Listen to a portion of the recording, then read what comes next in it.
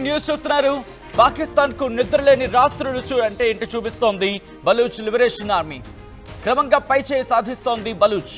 మరోసారి పాకిస్తాన్ ఆర్మీపై బలూచ్ ఆర్మీ దాడికి దిగింది. బలూచ్ ఆర్మీ దాడిలో 14 మంది పాకిస్తాన్ సైనికులు మృతి చెందిన విజువల్స్ మీరు చూస్తున్నారు ఆర్టీవీ స్క్రీన్ మీద. పలువురు సైనికులకు తీవ్ర గాయాలయ్యాయి. బిఎల్ఏ బలూచ్ లిబరేషన్ ఆర్మీ దాడిని కప్పిపుచ్చే ప్రయత్నం చేస్తోంది పాకిస్తాన్. దాడికి సంబంధించిన వీడియో రిలీజ్ చేసింది బలూచ్. ఇప్పటికే స్వతంత్ర దేశంగా తనకి తాను ప్రకటించుకోవడం జరిగింది బలూచిస్తాన్.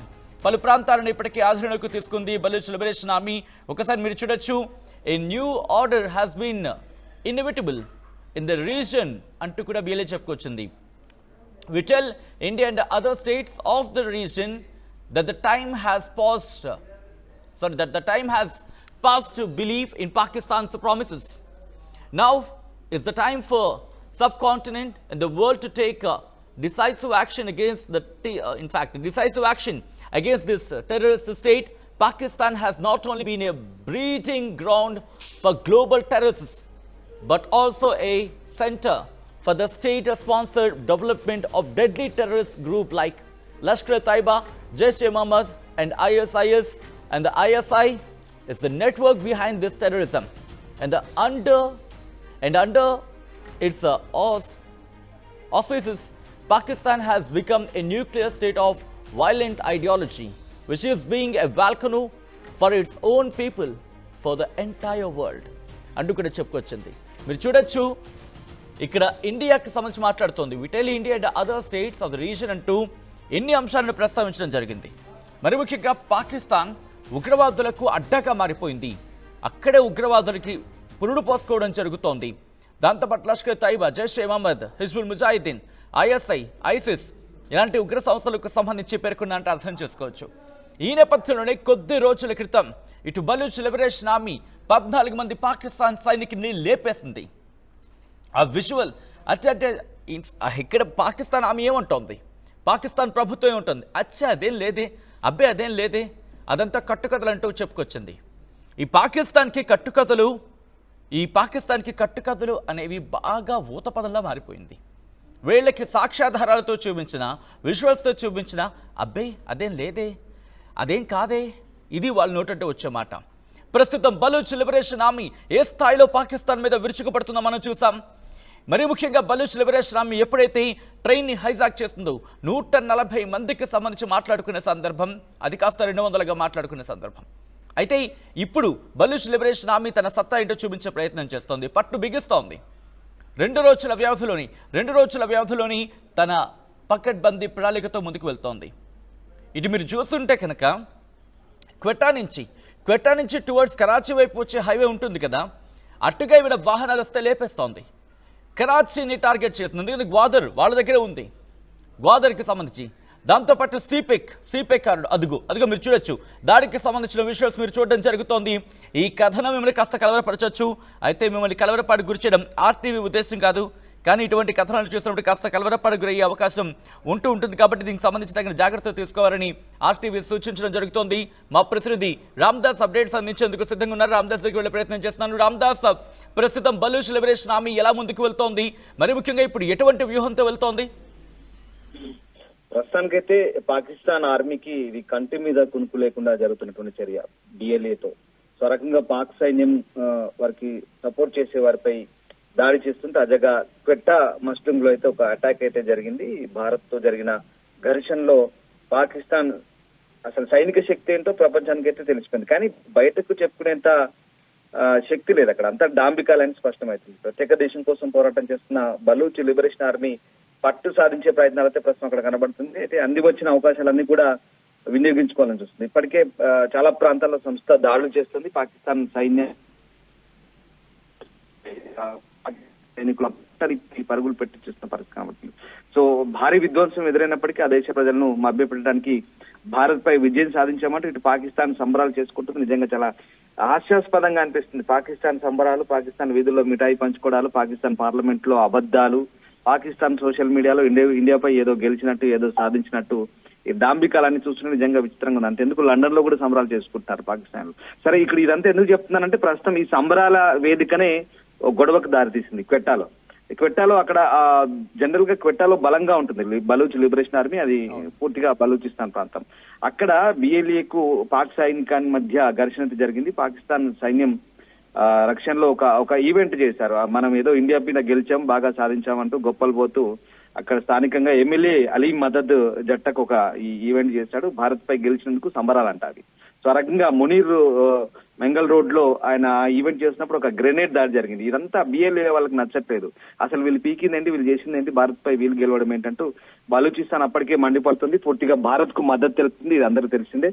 సో భారత్ సహాయం కూడా కోరుతుంది. సో ఆ రకంగా గ్రెనేడ్ దాడి అయితే జరిగింది. ఈ దాడిలో ఒక సైనికుడు అయితే మరణించారు, 12 మంది గాయపడ్డారు. అండ్ మొన్న ఒక వారం క్రితం జరిగినటువంటి అటాక్ లో బలూచ్ ఆర్మీ పాకిస్తాన్ పై చేసిన అటాక్ లో 14 మంది చనిపోయారు పాకిస్తాన్ ఆర్మీకి సంబంధించిన వాళ్ళు. అది క్లెయిమ్ చేసుకుంది ఆల్రెడీ, ఇప్పుడు మళ్ళీ దాన్ని క్లెయిమ్ చేస్తున్న పరిస్థితి. ఇక ఇప్పుడు జరిగిన దాడి కేవలం అది భద్రతా లోపమే కాదు, పాకిస్తాన్ లో ఆర్మీ ఆర్మీ ఏ రకంగా ఉందో మనకు అర్థం పడుతుంది. అలాగే బలూచ్ ఉద్యమానికి అది ప్రతీకారానికి నిదర్శనంగా కనబడుతుంది. సో బలూచిస్తాన్ పై ఆక్రమణ కొనసాగుతున్నంత వరకు ఇలాంటి దాడులు తప్ప అంటూ బిఎల్ఏ అయితే స్పష్టం చేస్తుంది. అంతేకాదు ఇప్పుడు ఈ మస్తూం ప్రాంతంలో ఆ ఎంసీసీ క్రాన్ లో ఉన్నటువంటి పాకిస్తాన్ సైన్యం బంకర్ పై కూడా బలూచ్ లిబరేషన్ ఆర్మీ దాడి చేసింది. దాడిలో 4 పాకిస్తాన్ గాయపడ్డట్టు తెలుస్తుంది. ఈ రకంగా బంకర్ ఈ బలూచ్ ప్రజల అణిచివేతకు కేంద్రంగా మారిందంటూ బలూచిస్తాన్ ఆరోపిస్తున్న పరిస్థితి.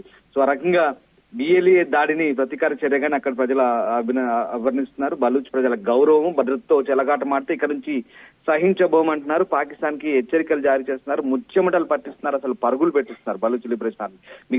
మనకు తెలిసిందే, ఇందాక మీరు చెప్పారు జాఫర్ ట్రైన్ ఇన్సిడెంట్ నుంచి ఇక వరుసగా క్వెట్టాలోను అలాగే ఆ పర్వత ప్రాంతాల్లో అక్కడ పాకిస్తాన్ ఆర్మీని ఏ రకంగా ఉచ్చపోయిస్తున్నారో, పాకిస్తాన్ ఆర్మీని ఏ రకంగా పరుగులు ఎత్తిస్తారో మనకు తెలుసు. ఆ రకంగా చాలా ఆత్మాహుతి దాడులు కూడా జరుగుతున్నాయి, వాళ్ళపై అటాక్ జరుగుతున్నాయి.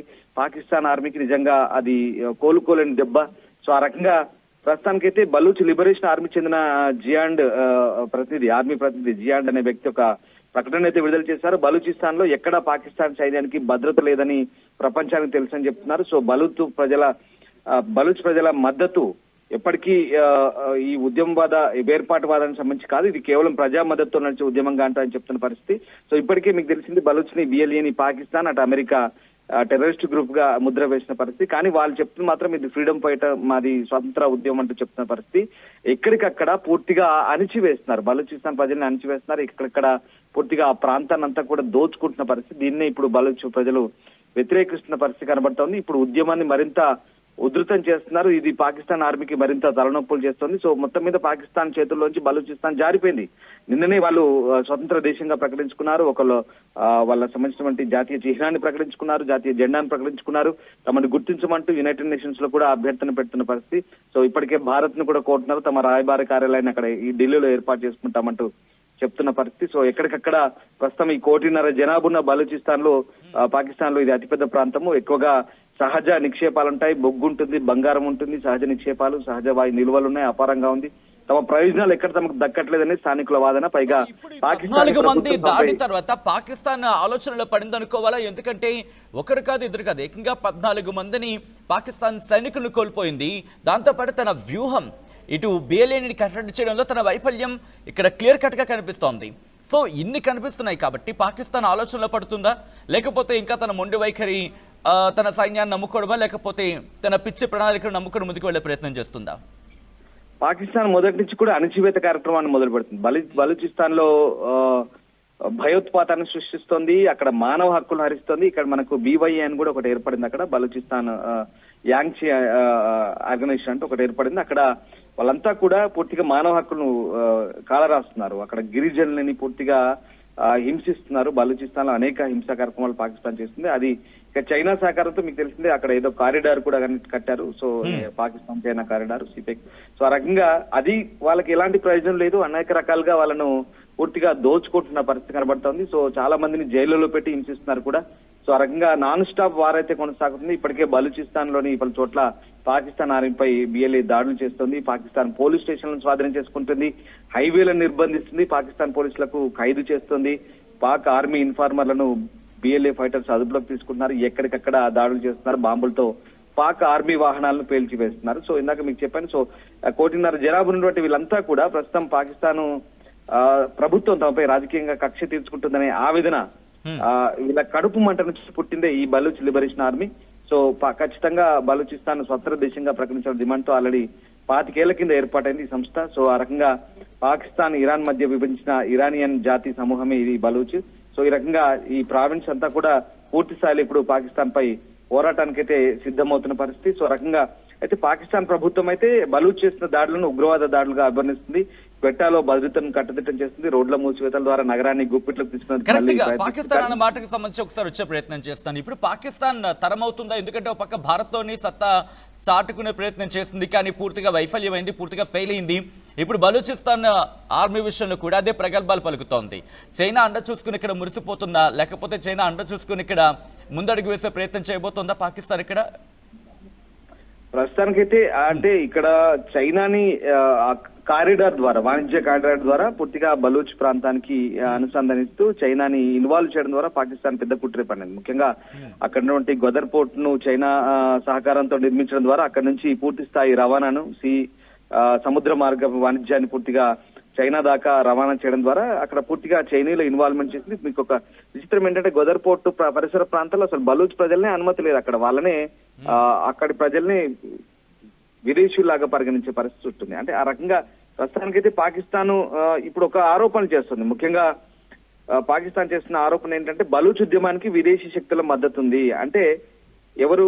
ఇండియా బలూచ్ ఉద్యమాన్ని సహకరిస్తుంది, విదేశీ శక్తులు ఇండియా లాంటి దేశాలు ఇక్కడ మా మీద కుసుకొల్పుతున్నారని పాకిస్తాన్ ఆరోపణ. మనం జాఫర్ ట్రైన్ ఇన్సిడెంట్ నుంచి కూడా అదే బదనం చేస్తున్నారు. మరి అసలు ఆ జాఫర్ ట్రైన్ ఇన్సిడెంట్ జరిగింది కూడా పూర్తిగా భారత్ చేయించిందంటూ వాళ్ళ పార్లమెంట్ లో చేస్తున్న ఆరోపణలు చాలా చిల్లర ఆరోపణలు అవన్నీ కూడా, అసలు మనకు సంబంధం లేని ఆరోపణలు అవన్నీ కూడా. సో ఆ రకంగా వాస్తవికత ఏంటంటే అక్కడ ఈ ఉద్యమం అనేది అక్కడ స్థానికంగా ఉన్నటువంటి బాధలు అణచివేతతో ఉద్యమం స్టార్ట్ అయింది. అది కొన్ని సంవత్సరాల నుంచి జరుగుతున్న పరిస్థితి, ఇప్పుడు కాదు. అది 1947లో అప్పుడే రాజరిక పాలన ఉన్నప్పుడు ఆ ప్రాంతాన్ని అంతా కూడా పూర్తిగా ఇండిపెండెంట్ గా చేసుకున్నప్పుడు అక్కడ జిన్నాకు నచ్చలేదు. మహమ్మద్ అలీ జిన్నాకు నచ్చక పూర్తిగా ఆ ప్రాంతాన్ని అంతా కూడా మళ్ళీ స్వాధీనపరుచుకున్నాడు బలూచిస్తాన్ని. కానీ అప్పటి నుంచే అక్కడ అసంతృప్తి జ్వాలలు రగులుతున్నాయి. ఆ రకంగా అక్కడి మానవ హక్కుల నేతల్ని కూడా హత్యలు చేస్తున్నారు. అప్పటి నుంచే మొదలైంది ఇదంతా. ముషరఫ్ హయాం నుంచి కూడా పూర్తిగా హత్యలు జరిగి ముషరఫ్ హయాంలో అక్కడ స్థానిక నేతను హత్య చేయడం ద్వారా మళ్ళీ ప్రారంభమైంది. 2000 సంవత్సరంలో BLA మళ్ళీ పురుడు పోసుకుంది. సో ఆ రకంగా ఆఫ్ఘనిస్తాన్ నుంచి స్టార్ట్ అయినటువంటి ఆ BLA ఉద్యమం ఇప్పుడు పూర్తిగా వందల సంఖ్యలో వాళ్ళు గ్రూపులుగా తయారై ఇప్పుడు పాకిస్తాన్ పై విరుచుపడుతున్న పరిస్థితి. ఏదేమైనా పాకిస్తాన్ కి ముచ్చెమటలు పట్టిస్తోంది. పాకిస్తాన్ ని పూర్తిగా ఎటు కదలకుండా చేస్తున్న పరిస్థితి కనబడుతోంది. సో మొత్తం మీద బలూచిస్తాన్ లో బలూచ్ లిబరేషన్ ఆర్మీ ఏదైతే ఉందో ఖచ్చితంగా జెండా ఎగరవేసే అవకాశాలు కనిపిస్తున్నాయి. మనం అనుకున్నట్టు జరిగితే ఇప్పటికైతే వాళ్ళు స్వతంత్ర దేశంగా ప్రకటించుకున్నారు. కానీ అన్ని అధికారికంగా గుర్తిస్తే ఇక ఆసియా ఖండంలో ఒక కొత్త దేశం ఆవిర్భవించబోతుంది, అదే బలూచిస్తాన్. రైట్ రామ్దాస్, మొత్తంగా అయితే మాత్రం బలూచ్ లిబరేషన్ ఆర్మీ తన సత్తా ఏంటి అనేది విజువల్స్ తో చూపించే ప్రయత్నం చేస్తోంది. ఇప్పటికే పాకిస్తాన్ కు కంటి మీద కునుకు లేకుండా చేస్తోంది బలూచ్ లిబరేషన్ ఆర్మీ. క్రమంగా పైచేయి సాధించేందుకు తన ప్రయత్నాన్ని ముమ్మరం చేస్తుంది. మరోసారి పాకిస్తాన్ ఆర్మీపై బలూచ్ లిబరేషన్ ఆర్మీ దాడికి పాల్పడింది. బలూచ్ ఆర్మీ దాడిలో 14 మంది పాక్ సైనికులు మృతి చెందారు. పలువురు సైనికులకి తీవ్ర గాయాలయ్యాయి. BLA దాడిని కప్పిపుచ్చే ప్రయత్నం చేస్తోంది పాకిస్తాన్. దాడికి సంబంధించిన వీడియో రిలీజ్ చేసింది బలూచ్. ఇప్పటికే స్వతంత్ర దేశంగా ప్రకటించుకుంది తనకి తాను.